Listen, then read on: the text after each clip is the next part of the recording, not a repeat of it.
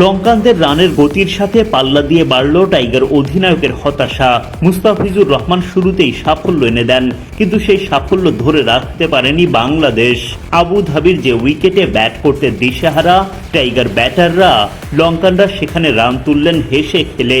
বাংলাদেশের বোলারদের নিয়ে রীতিমতো ছেলে খেলা নিশাঙ্কা মিশারাদের। হতাশার পরাজয়ে সুপার ফোরের সমীকরণ জটিল হয়ে গেল লিটনদের।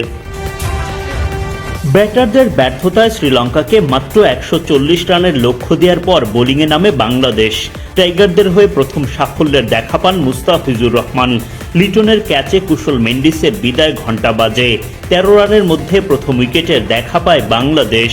দ্রুত উইকেট হারালেও কামিল মিশারা ও পাথুম নিশাঙ্কার আক্রমণাত্মক ব্যাটিংয়ে পাওয়ার প্লে শেষ হওয়ার আগেই দলীয় 50 পূরণ করে ফেলে শ্রীলঙ্কা। দলীয় 50-র পর শতকও পূরণ করে ফেলেন মিশারা নিশাঙ্কারা। বাংলাদেশের বোলাররা কেবল দেখেই গেলেন, সহজে জয়ের পথ খুঁজে পায় লঙ্কানরা।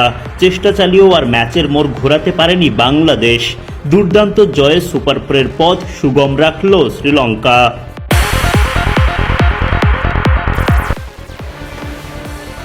এশিয়া কাপে নিজেদের দ্বিতীয় ম্যাচে শ্রীলঙ্কার মুখোমুখি হয় বাংলাদেশ দল। টস জিতে টাইগারদের আগে ব্যাটিংয়ে পাঠায় লঙ্কানরা, কিন্তু ব্যাটিংয়ে নামতে না নামতেই বিপদ শুরু লিটন বাহিনীর। বাংলাদেশের হয়ে ইনিংস শুরু করতে নামেন তানজিদ তামিম ও পারভেজ ইমন। দুই ওপেনারের কেউই টিকতে পারেননি লঙ্কান বোলিং তোপে। প্রথম ওভারেই নুয়ান তুষারার ইনসুইঙ্গারে উড়ে যায় তামিমের স্টাম্প। ব্যাট হাতে কোনো জবাবই খুঁজে পাননি এই ওপেনার। 6 বল খেলে ডাকের শিকার হয়ে মাঠ ছাড়েন তামিম।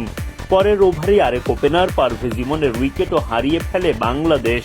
দুষ্মন্ত চামিরার ভেলকিতে উইকেটের পেছনে কুশল মেন্ডিজের গ্লাভসে ক্যাচ দিয়ে বিদায় নেন ইমন।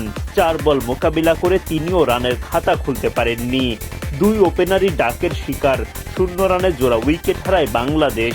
ইনিংসে 14 বল মোকাবিলা করার পর রানের খাতা খুলতে পারে টাইগাররা। মরার ওপর খাড়ার ঘা হয়ে আসে তাওহিদ হৃদয়ের রান আউট। ঝাঁপিয়ে পড়েও নিজের উইকেট রক্ষা করতে পারেননি এই ব্যাটার।